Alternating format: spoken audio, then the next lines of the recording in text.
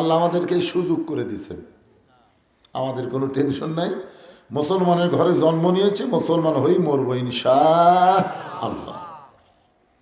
এই জন্য প্রশংসা কম হবে না বেশি হবে? সব সময় আল্লাহর প্রশংসা, যখনই সময় পাবেন তখন আলহামদুলিল্লাহ। আল্লাহর প্রশংসা করার কারণ হলো আছেন আমার মুক্তার, আছেন আমার বারিস্টার, শেষ বিচার কোন বিচার? শেষ বিচার।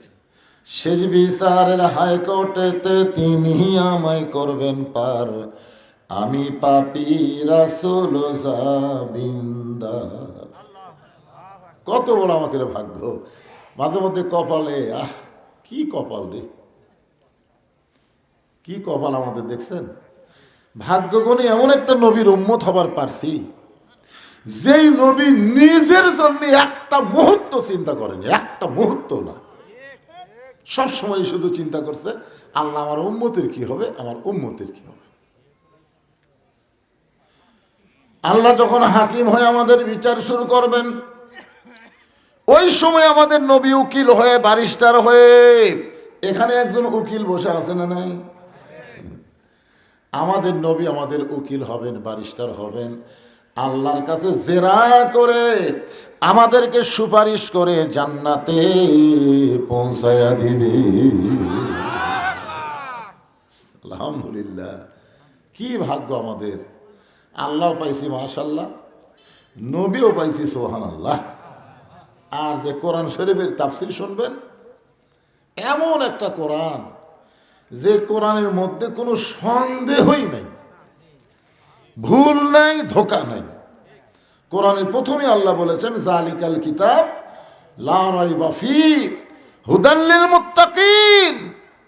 এমন একটা কিতাব যার ভিতরে কোনো সন্দেহ নাই, সংশয় নাই, কিন্তু পাইকারি হারে সবাইকে হেদায়েত দেবে না। এই জায়গায় আল্লাহ একটু ক্যাপাসিটি করে বললেন হুদাল লিল মুত্তাকিন। মোত্তাকি যারা, মোত্তাকি কে? আবু জেহেলও কোরআন শুনছে, আবু বকরও কোরআন শুনছে।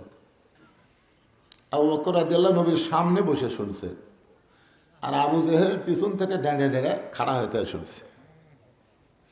সকালবেলা আবু জেহেল বলতেছে এত সুন্দর কোরআনের বাণী, রাতটা কোন দিক দিয়ে গেল বুঝবারই পারিনি। সুবহানাল্লাহ বলেন না? দেখেন, এই কোরআনের পক্ষে কিন্তু আবু জেহেল কথা বলতেছে যে এত সুন্দর কোরআনের বাণী, রাতটা কোন দিক দিয়ে গেল বুঝবারই পারিনি। তা আবু সুফিয়ান বলে, নেতা, যেই কোরআন শুনতে রাত কোন দিক দিয়ে যায় বোঝা যায় না, সেই কোরআন ধরলে অসুবিধা কি? ধরলে শুনে যদি এত মজা হয়, তাহলে ধরলে তো আরো মজা, নাকি কম? আবু জেহেল বলতেছে, আবু সুফিয়ান, এটাই তো মারাত্মক রে। কোরআন যদি আমরা গ্রহণ করি, তাহলে তোর আমার নেতৃত্ব চলবে না, আসল নেতা হয়ে যাবে আব্দুল্লাহর এতিম পোলা। আজকে আমাদের বাংলাদেশে আবু জেহেলের দল যারা করে, তারা কোনোদিনও চাবে না বাংলার জমিনে কোরআনের বিজয় হোক। জোরে কোন কথা ঠিক কি না? ওরা মানুষের তৈরি আইন দিয়া, মানুষের তৈরি সংবিধান দিয়া বাংলাদেশ চালানোর চেষ্টা করবে, কিন্তু মুসলমান যারা হবে, জীবন থাকা অবস্থায় মানুষের আইন তারা মানতে চাইবে না। জোরে কোন কথা ঠিক কি না? আপনি আল্লাহর নামাজ পড়বেন আর মানুষের তৈরি আইন মানবেন, খুবই সমস্যা। মুসলমান হয়ে মরা খুবই সমস্যা। তাই এই যে কোরআনটা আমরা খালি শুনবো না, আজকে যে আয়াতে কারিমা তেলাওয়াত করেছি, আমরা সামিনা ও তাআনা শুনবো, এইটাকে ধারণ করার জন্য, গ্রহণ করার জন্য। রাজি আছেন সবাই? আলহামদুলিল্লাহ। সূরাটার নাম হলো সূরা মুলক। পবিত্র কোরআনে 114টা সূরা আছে, 114টা সূরা। 29 পারার প্রথমেই যে সূরার নাম পাবেন, এই সূরার নাম হলো সূরা মুলক। কিছুদিন আগে বলেছিল দেশ আমার বাপের, দেশ আমার, বলছিল না? আমার বাপের দেশ আমার দেশ, পলাবো না। হ্যাঁ, না না, সেটা বলছিল কি না? সেই জন্যই তো সূরা মুলক।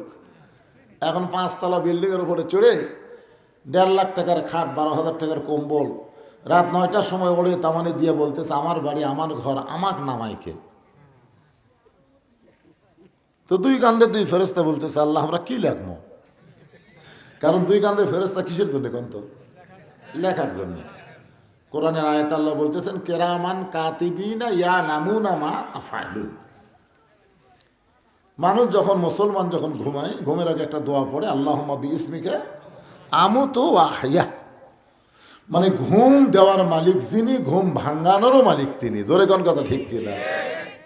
কিন্তু এই যে বললো আমার বাড়ি, আমার ঘর, আমার নামাইকে, আল্লাহ বলতেছে একটু ধৈর্য ধরো। রাত 3টার সময় একটা ভূমিকম্প, খালি বিল্ডিং একবার এরকম লড়ে উঠছে। যে লোকটা কইছে আমাক নামাইকে, ওই এত ফোর্সে নামছে যে কম্বলের মধ্যে লঙ্গি খুলে আছে, ওটাও পরার টাইম পায় না। তখন আল্লাহ ফেরেশতা বলতেছে, আল্লাহ নামাইলা নামাইলা, তাই বলে এইভাবে নিয়ানটা করে নামালে? আল্লাহ কয়, বিনা ভোটে 15.5 বছর যে ক্ষমতা দেখাছে, ভোট ছাড়াই, ধরে কোন কি ছাড়াই, জনগণ বহু চেষ্টা করলো আওয়ামী লীগকে নামানোর জন্য, হাসিনাকে নামানোর জন্য, বিএনপি জামাত এতই চেষ্টা করলো, কিন্তু নামাবার পারলো না। আমি আল্লাহ নামালাম ন্যানটা করে। ধরে কোন কথা ঠিক কি? আপনার বলেন তো, হাসিনা যে হারে নামছে, এরা কাপড় চুপুরলে নামছে? এই জন্য আল্লাহ বলতেছেন, তাবারাকাল্লাযী বিয়াদিহিল মুলকু ওয়া হুয়া আলা কুল্লি শাইইন কাদির। গোটা পৃথিবীর রাজত্ব, কর্তৃত্ব, মালিকানা একমাত্র কার হাতে? সমস্ত ক্ষমতার মালিক কে? কে রে বাজান? ওইদিকে আরো পিছনে যাও, দেখে পাবো ভালো। মাশাআল্লাহ, বসো, হ্যাঁ বসো। এদেরকে যত আদর দিবেন এরা ভালো থাকবে। হ্যাঁ, 2 নম্বর আয়াতের আজকে তাফসীর হবে। আল্লাযী খালাকাল মাউতা ওয়াল হায়াতা লিয়াবলুয়াকুম আইয়ুকুম আহসানু আমালান ওয়া হুয়াল আজিজুল গফুর। কোরআনের আয়াত শুনলে ঈমান বাড়ে, কোরআনের তেলাওয়াত শুনলে ঈমান বাড়ে। এ কথা কার? ওয়াইদা তুলিয়াত আলাইহিম আয়াতুহু, তারপর বলছে যাদাতুহুম ঈমানান। তো ঈমান বাড়ার লক্ষণ কি? আমাদের যে বাংলাদেশের মানুষের ঈমান বাড়িছে, তার একটা লক্ষণ নাই। কথা কর না কার? কয়দিন আগে ভারত কি বলল? চিনি বন্ধ করে দিলাম, পেঁয়াজ বন্ধ করে দিলাম, আলু বন্ধ করে দিলাম। আগের বাংলাদেশের লোক দে, একটা লোকও বলেনি তুই বন্ধ করে দিবি আর আমরা না খাই মরবো, কেউ বলেনি। সবাই বলেছে ফালিয়াবুদু রব্বা হাযাল বাইত আল্লাযী আত'আমাহুম মিন জু'ইন ওয়া আমানাহুম মিন খাউফ। আমরা আল্লাহর ইবাদত করব। আল্লাহ বলেছেন আমার এই ঘরের ইবাদত করো। আমি আল্লাহ তোমাদেরকে 2টা জিনিস সাথে সাথে দিব। একটা হলো তোমাদের রেজেকের কোনো পেরেশানি থাকবে না, আর ভারতের কোনো ভয় তোমাদের কলিজা ঢুকবে না। জোরে করে সুবহানাল্লাহ। আজকে দেখলাম পেঁয়াজ 35 টাকা শেয়ার।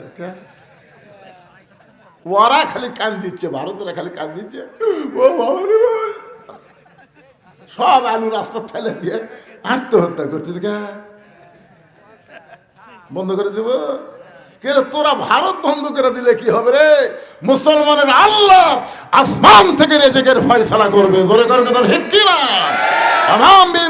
ওমা মিন দাব্বাতিন ফিল আরদি ইল্লা আলাল্লাহি রিজকুহা। হ্যাঁ, কেউ কিছু বন্ধ করে দিয়ে আমাকে বন্ধ করে পারবি না। আমরা মুসলমান, ঠিক কিনা বলে? আমরা গুনাহগার হতে পারি,